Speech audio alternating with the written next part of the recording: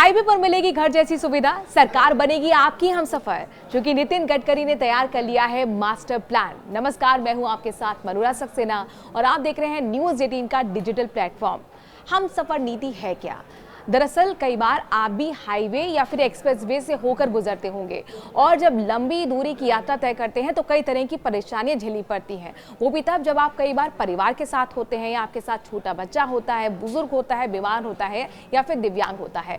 और इन्हीं तरह की परेशानियों को समझते हुए यहाँ पर हमसफर नीति नितिन गडकरी लेकर आए हैं, जिसे हाल ही में एग्जीक्यूट किया गया, लॉन्च किया गया। दरअसल ये हमसफर नीति खासतौर पर लोगों को उनकी यात्रा को आसान बनाने के लिए और आरामदायक बनाने के लिए ये मकसद के साथ लॉन्च की गई है। अब आप कहेंगे कि किस तरह की फैसिलिटीज़ मिलेंगी, किस तरह की एमिनिटीज़ मिलेंगी।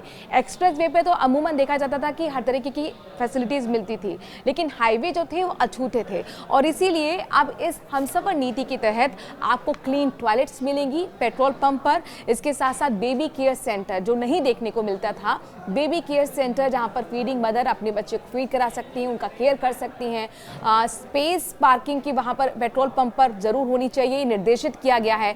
साथ ही ठहरने की व्यवस्था होनी चाहिए, ईवी चार्जिंग होनी चाहिए और कोई बुजुर्ग व्यक्ति है, बीमार व्यक्ति है तो उसके लिए व्हील चेयर का होना भी जरूरी है। पेट्रोल पंप के जितने भी मालिक हैं उनको ये सुविधा देने के लिए सुनिश्चित किया गया है। ना सिर्फ ये सुनिश्चित किया गया है बल्कि ये भी कहा गया है कि जो ये सुविधा नहीं देगा, जो ये फैसिलिटी नहीं देगा, उसके खिलाफ एक्शन भी होगा। दरअसल नितिन गडकरी का काम हर कोई जानता है और जिस तरीके से उन्होंने सड़कों का जाल बिछाया है, एक्सप्रेसवे उस ऐसी विषम जो भौगोलिक स्थिति थी वहां से भी एक्सप्रेसवे का जाल उन्होंने बिछाया।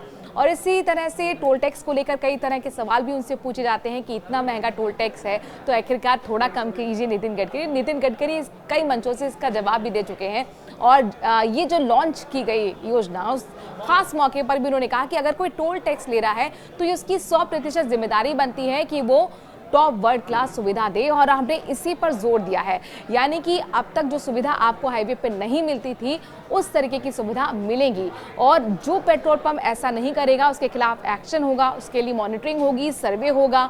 और ये बात सिर्फ पेट्रोल पंप के मालिकों को जानना ज़रूरी नहीं है या जो रेस्टोरेंट हाईवे पे खुले हुए हैं उनको जानना ज़रूरी नहीं है, बल्कि आपके हाथ में भी है कि किस तरीके से आप जागरूक रहकर उसको रेटिंग दें और उसी के आधार पर ये कार्रवाई हो सकती है। दरअसल ये कहा गया है कि जिस पेट्रोल पंप पर ये फैसिलिटीज़ नहीं होंगी उसकी रेटिंग अगर 3 से कम होती है, 3 स्टार से कम उससे मिलते हैं, यानी कि एवरेज से कम मिलते हैं, तो NHAI की तरफ से जो हायर एजेंसीज की जाती हैं उनको सर्वे कराने के लिए वहाँ पर भेजा जाएगा। ग्राउंड पर वो देखेंगे कि इस तरह की कमी है, किस तरह की फैसिलिटीज़ वहाँ पर नहीं मिल रही है। उसको सबसे पहले नोटिस जारी किया जाएगा SMS के ज़रिए, ईमेल के ज़रिए, और उसके बाद रिपोर्ट बनाई जाएगी और रिपोर्ट के आधार पर ही एक्शन होगा। दरअसल यहाँ पर साफ तौर पर कहा गया है नितिन गडकरी की तरफ से कि जो पैरामीटर्स हमने डिसाइड किए हैं उन पैरामीटर्स के आधार पर ही फैसिलिटी होनी चाहिए।